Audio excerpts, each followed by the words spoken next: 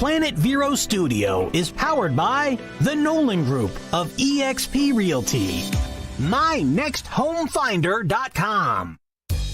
Welcome to Treasure Coast Community Health. We have 8 locations to serve you better. Our staff is dedicated to help you and your family.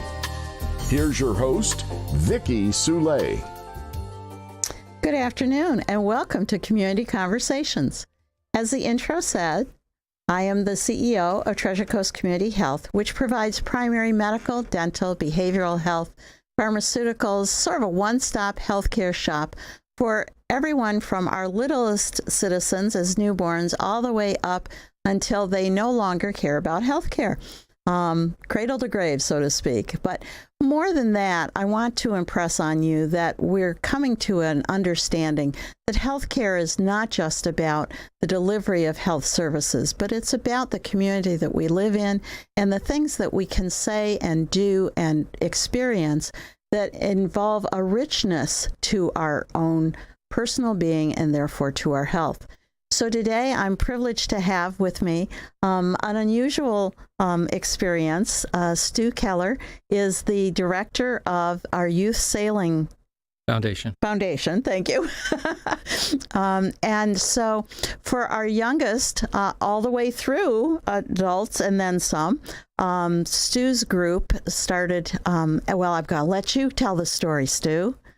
Well, Youth Sailing Foundation was founded in 2009 by Charlie Pope and a small group of volunteers, actually founded over at the marina. And the concept then was to build, with fathers and sons, build 8-foot Opti sailboats and then, of course, teach the kids how to sail. In 2012, the organization moved over to the wastewater treatment plant. The building continued. Eventually, they built 35 wood Optis. And nice. We've stopped doing that because, frankly, we had enough. And storing them. And it's very labor intensive. And we in 2016, a new chairman came in, and I joined as the first executive director. At the time, it was had grown modestly to about 35 sailors. Today, we have about 140 sailors every week coming into our facility. Twice a week, some of them 3 times a week.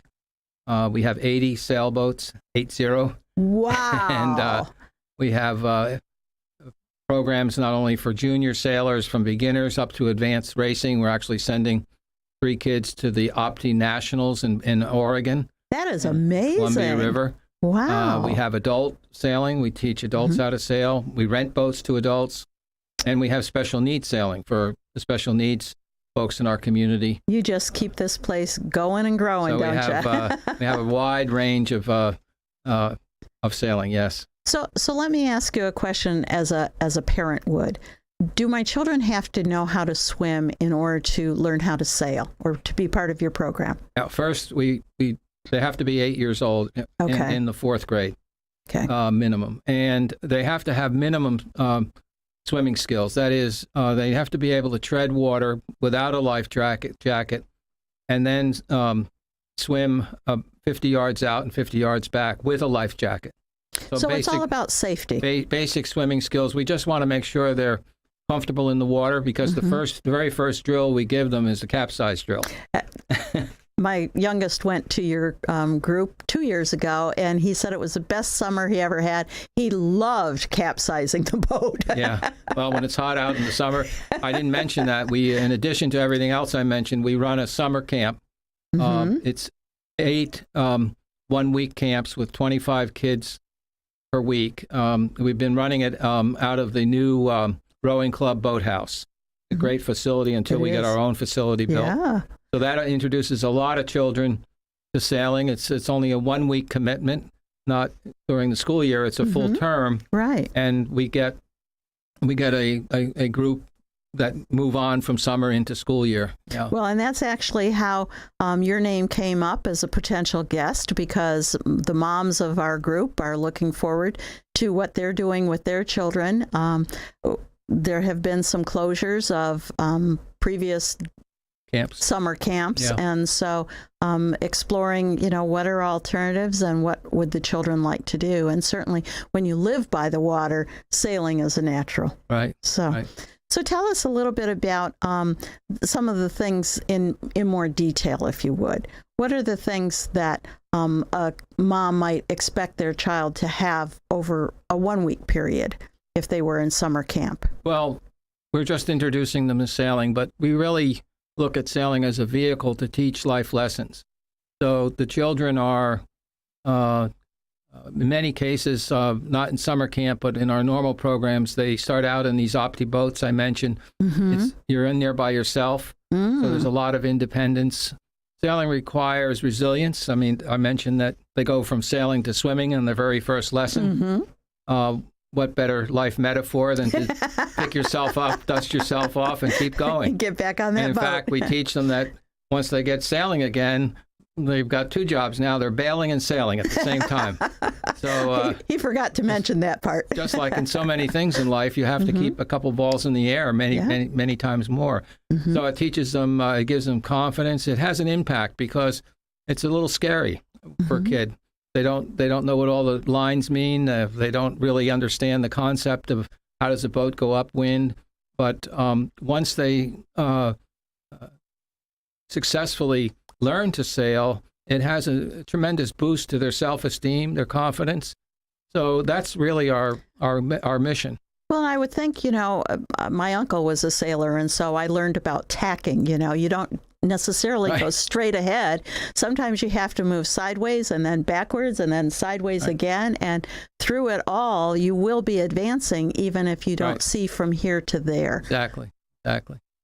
So you recently received an Impact 100 grant for $100,000. Tell us what you're planning to use that for. Well, the background on the grant application was that probably 5 years ago, we had a young guy in our summer camp who was sent to us by the Homeless Children's Foundation.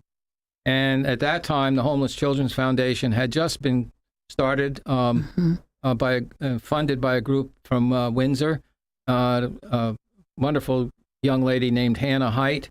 And we started talking, and it turned out that the biggest problem for homeless children is transportation for any activities after school. So the Homeless Children's Foundation gave us a $100,000 grant at that time to buy 2 vehicles, a 24-passenger bus and a 15-passenger van. We've since added a third 7-passenger van. I've seen them out at the schools. So we use them to pick up kids after school. But during vacations, Christmas, Easter, summer vacation, we transport homeless children to camps around the county. So during the summer, we can, on a given day, be transporting 80 to 90 homeless kids to 15 or 20 different camps. That's amazing. We actually do a FedEx type thing where one bus goes north and the other south, picks up the kids. They meet in the middle, shuffle the kids like FedEx does packages, and sends the kids going to the northern camp in one vehicle. Idea. So it's quite a logistical accomplishment. And from that association with the Impact 100, or with the homeless, we decided that we needed to bring more of these children in. They have 376 children on their rolls, 172 families. In Indian River County. In Indian River County. Those 172 families, 70% are single parent, most of them single moms, 50% African American. So this group is probably the most desperate and most needs the sailing. So the grant gives us the funds. It's labor intensive to bring 12 kids in the first year, and then we double that number in the second year. Because really, you're taking them as novice swimmers, and then to novice sailing, right? And all the character building and exposure to things that they would otherwise never have an opportunity to do. We like to say that we really raise their horizons. Sailing can be inspirational to them. Many times their horizons are very narrow. They're very small circle around going where they live, and they're moving around a lot, and then where they go to school. So I like to say that, we all get, I think most of us get a little bit inspired when we come up over the Barber Bridge and you see that blue ocean out there and you say, my God, look at that. That's right. Well, it's the same for these children. Get out on the lagoon and you look across. For them, it looks like 10 miles. It's about a mile across. But it's a big eye-opener for them. And so you talked earlier about the number of sailors that you have. Are some of them, many of them, involved with these programs, or are those numbers you gave us independent sailors? Well, they come to us various places. From schools, we work specifically with Beachland, Gifford Middle, and Osceola Magnet. We had squadrons from there. We found that it worked for a while, but when the kids diverge in their abilities, now we match up abilities. So a core group might come from Beachland, but we don't have 20 kids, so they're mixed in. But we have a large homeschool group, and we like that because they come during the day. Our biggest crunch for boats and instructors, everybody wants to sail after school or on Saturday. Right. So we have 43 homeschoolers. That's wonderful. Coming in during the middle of the day. And so just out of curiosity, did one of the homeschool program leaders contact you or vice versa? I think they contacted us. It started small. A couple of kids were coming, and then one of the leaders saw the value of the program, and she recruited the others. Another nice story there is that we also won an award from U.S. Sailing. This is called Siebel Sailing Program. It's a grant given by Tom Siebel, a fellow who made a lot of money in Silicon Valley and a sailor, and we were one of 17 community sailing centers in the country selected. Wow. And the main criteria was that we were serving the entire community, including the underserved. There were over 100 applicants because with it came $6,000, $8,000 boats and 3-year programming where one of the U.S. sailing instructors who rotates from our center to 3 others in South Florida comes in, teaches our teachers a lot of principles they otherwise wouldn't get. So this is, and the homeschool group was perfect because that instructor was coming up here and she was only working 2 or 3 hours in the afternoon and she's sitting around the rest of the day. So we called up the homeschool group and they filled that void big time. Yeah. Overnight we have 6 boats. There's 2 kids in each boat. We had 24 sailors, so we could do 2 classes of 6 boats each. Amazing. Yeah. We're going to have to take a short break for a word from our sponsors, and then we'll come back and we'll talk more about all the diversity that you have now in your youth sailing. Fair enough.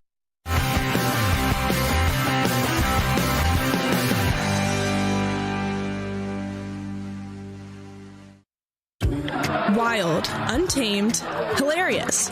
Riverside Theater's Comedy Zone. Experience the Treasure Coast's best stage for live stand-up comedy this Friday and Saturday night at 7 and 9 p.m. You'll laugh till it hurts. Start your night at Live in the Loop with live entertainment, food and drinks, and after, be entertained with nationally ranked comedians, including an opening act and headliner with cabaret-style seating and food and drink table service. Get tickets at riversidetheater.com. At Sunshine Furniture, our 35,000 square foot showroom is filled with the largest selection of in-stock coastal furniture on the Treasure Coast. Dining and bedroom sets, occasional tables, sofas, sleeper sofas, love seats, and chairs, including lots of slipcover styles from Universal, Four Seasons, and Capri. We have a gallery of Tommy Bahama and Lexington with styles designed for a relaxed approach to the finer things in life. Right now, we're having a summer sale with lots of great markdowns, including all pictures, lamps, and accessories half price. Sunshine Furniture, 1295 US 1 in Vero Beach, next to Planet Fitness. Family owned and operated since 1991. Don't forget to visit our outlet and closeout store directly across the street and visit our website at sunshinefurniturecasual.com. Sunshine Furniture, the best in every way. How is Sunshine Day? Sunshine Furniture, the best in every way. How is Sunshine Day? Sunshine. The new year is underway, and it's time to schedule your annual physical. This quick, comprehensive visit can uncover diabetes, high blood pressure, and even cancer, ultimately saving your life. Treasure Coast Community Health waives Medicare deductibles and offers a sliding fee scale discount, so everyone can afford to take care of their health. We can't fix what we don't know. Let's work together to make a healthier community. Call us today at 772-257-TCCH. We're a nonprofit. And welcome back to Community Conversations. If you're just joining us, my name is Vicki Soule. I'm the CEO of Treasure Coast Community Health, where we provide basic primary care of all different disciplines: medical, dental, behavioral health. Our providers look out for the whole being, so that if you are seen in one service line, they're still going to be asking you, when was the last time you did this or saw this kind of provider? Because we know that it's always better to be on the front end of a problem than the back end. And so we are constantly trying to help with that preventative care. And we understand that healthcare is more than just doctor or dental visits. It's about the way you live, where you live and play. And so today we are thrilled to have Stu Keiller here from the Youth Sailing Foundation. And we've been talking about his program, the growth that's happened in the last 5 years, the very inclusive nature of the different things that they have been doing. And during the break, I did ask, so is this like a one and done kind of year? If someone comes out of the school after school, do they get a chance to come back the second year? And he's saying yes, of course, absolutely. Yeah. We really encourage kids to continue, and we've had some that came to learn to sail with us, went all the way up to varsity. We have a varsity sailing team in Vero Beach Varsity. It's mostly Vero Beach High School, but we've had sailors from St. Ed's, from the charter school join us. It's closer if you live closer to the water than way out in Fellsmere, right? Yeah.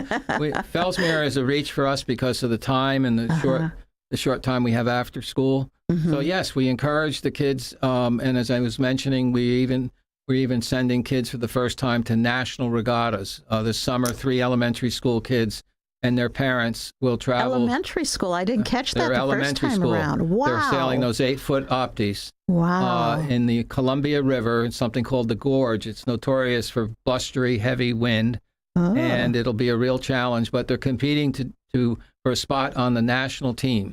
That is amazing. And if they were to get a spot, then they would compete internationally for the United States. That's got to be just a tremendous opportunity, but a little scary too. Yeah. I can't imagine as an 8 or 10-year-old being able to face a new water environment. Well, as I say, one of our major goals is to increase kids' confidence and the fact that they have the confidence to take on this challenge. Now, they get a lot of support from their parents, and we have a wonderful coach who is in himself he's a North American, right now he holds the North American championship for Star Class. That's a much larger boat. It's about 20 feet, very, very powerful racing, not a dinghy, racing sailboat. So he is our high-end coach, and the kids have a lot of confidence in him. So. Well, and you've talked about building individual confidence because the first thing they do is out in a dinghy by themselves. But my sense of racing is that it's more of a team sport. Well, once the kids we have 3 classes of boats. The Opti is a single-handed boat. When they get into middle school, the Opti, you don't want to put a child much heavier than 75 pounds in there. Okay. So the next boat is the FIVA.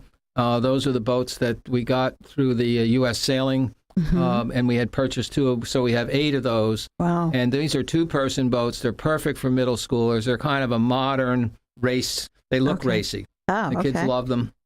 And then we have our 14-foot high school boat called the 420, and it is recognized around the country and internationally as the interscholastic boat, and colleges use it too.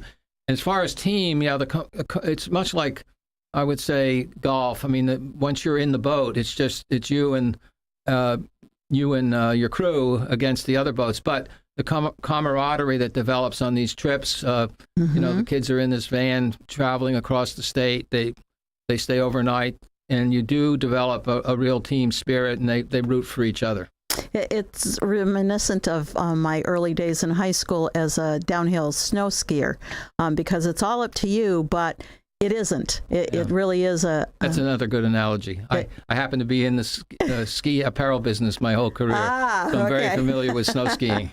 So, again, as you say, the camaraderie, learning from each other, supporting each other, it's an opportunity that they don't always get within their school environment. And a lot of the after-school things have eroded over the last years. When I say something about junior achievement, everybody looks at me and goes, "What was that?" The entrepreneurial program that was very popular in the Midwest to, again, give middle school and high schoolers an opportunity to kind of figure out if they ran their own business, what would it be like? Right. So tell us a little bit about future plans. You are sitting there already at the wastewater treatment plant, but we're hearing about a new development. So fill us in on that. We are part of the Three Corners plan. We're kind of a unique part in that we are the only development contemplated south of the bridge. Mm-hmm. There is another small building that's sort of a notional building put into the plan that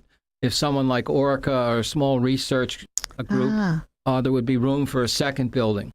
The majority of the south of the bridge is occupied by the wastewater treatment plant, but right now the master plan calls for the plant to be moved, and then that area is just left blank for now. They're not really addressing what they're going to do with that. So we have 2.4 acres of waterfront. We have the site surveyed, and we have a letter from the city saying this conforms, and we're working on a long-term lease that has to wait really until a new comprehensive plan is done, and that has to wait until after the referendum. Now, we're not dependent on the referendum, but they don't want to do two comprehensive plans, one for us, and that makes perfect sense. And then sure. And so where we are is we have some of the infrastructure already there that we're using. We have 250 feet of floating dock. The boat ramps we use, we're going to improve them some. With 2.4 acres, will that give you the capacity to put more boats out at a time? No, well, we'll get a little bit more. That's not a problem. We launched a recent regatta. We launched 60 boats in about 10 minutes. Whoa. So we have a lot of capacity. That's not a problem. The boats are the kids know how to launch them very efficiently. But, so we are planning to build a 10,000 square foot community sailing center. The building will overlook the lagoon. The second floor will be mostly open space with a divider for classrooms. We see that space as being perfect for birthday parties, small receptions, conferences, because it'd be one of the few rooms that, other than in private clubs, that overlook the water. And that's wonderful. The ground floor will be our shop. We have 30 volunteers that maintain this fleet. We get 5,000 hours of highly skilled labor out of our volunteers. That's wonderful. The fleet takes a lot of maintenance. The boats get banged around pretty much, unlike most centers around the country, operate 3 or 4 months of the year, and then they close. Well, we're going 12 months of the year. So are you still recruiting volunteers if there's folks that have moved in? Volunteers want to come down, they can go on our website, ysfirc.org, or give us a call. Not everybody is great at office number is 772-925-2521. My cell number is 410-703-8660. You can call me direct, and we can hook you up with one of our supervisors. And we have work both in our shop, and then we're always looking for volunteers who like to go out on the water and are willing to train as safety boat operators. There's a couple of courses like CPR and safe boating they have to take. But the